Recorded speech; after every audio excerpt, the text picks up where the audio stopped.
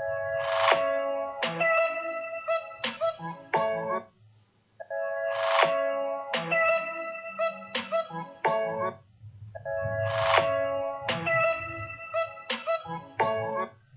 Everyone, welcome to your channel basics of computer science.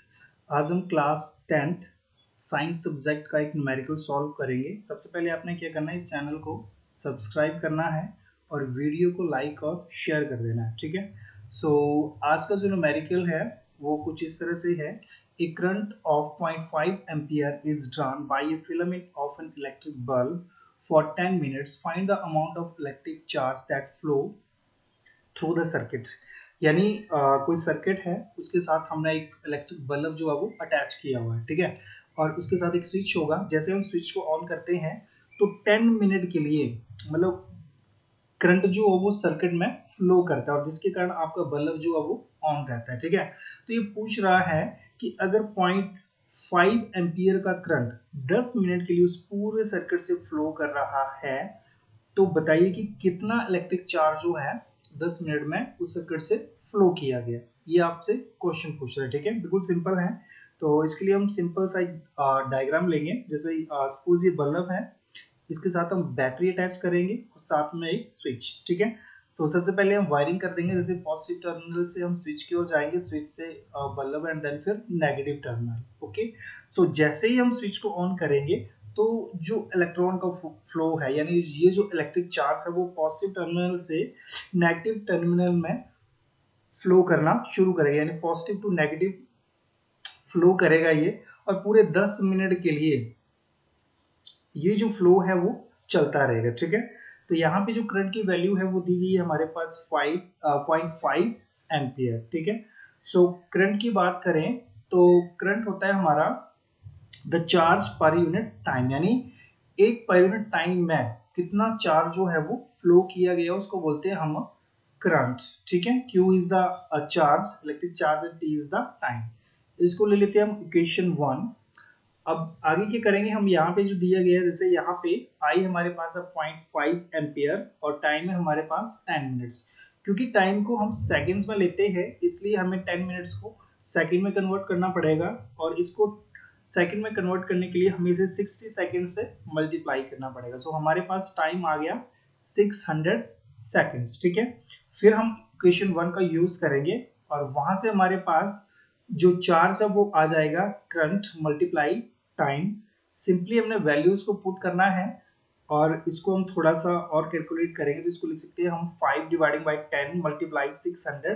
0 से 0 cancel हो जाएगा और 60 मल्टीप्लाई 5 होता है हमारे पास 300 कूलम्स। तो यही आपका आंसर है। The amount of charge that flow this circuit is 300 Coulomb's. Okay, और इसको थोड़ा एक्सप्लेन करके लिखेंगे हम। पहले तो आपने क्या करना है, सिंपली ये जो डायग्राम मैंने पीछे बनाई है ना उसको आप इस तरह से बना सकते हो, ठीक है। सो थोड़ा सा मतलब इक्वेशंस के साथ आपको लिखना है एक्सप्लेन करके। तो आप लिखोगे the electric current drawn by the filament I is equal to 0.5 ampere. जैसे जैसे दिया गया है, यानी ये सारा डाटा जो है वो गिवन है, ठीक है। And then time in which the electric current is drawn by the filament T is equal to 10 minutes. यानी जिस टाइम के लिए वो करंट जो वो फ्लो कर रहा है वो हमारे पास 10 मिनट्स। और the amount of electric charge following through the circuit Q that has to be find out, यानी ये Q की वैल्यू जो है हमें फाइंड आउट करनी है, ठीक है।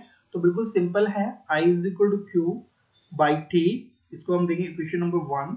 सिंपली I की वैल्यू हमारे पास है 0.5 एम्पियर, टाइम है 10 मिनट्स। इसको हम सेकंड्स में कन्वर्ट करेंगे तो 60 सेकंड से मल्टीप्लाई करना पड़ेगा और हमारे पास टाइम आ जाएगा 600 सेकंड्स। फिर इक्वेशंस 1 का हम यूज करेंगे यहाँ पे और electric charge Q is equal to आ जाएगा हमारे पास करंट मल्टीप्लाई टाइम।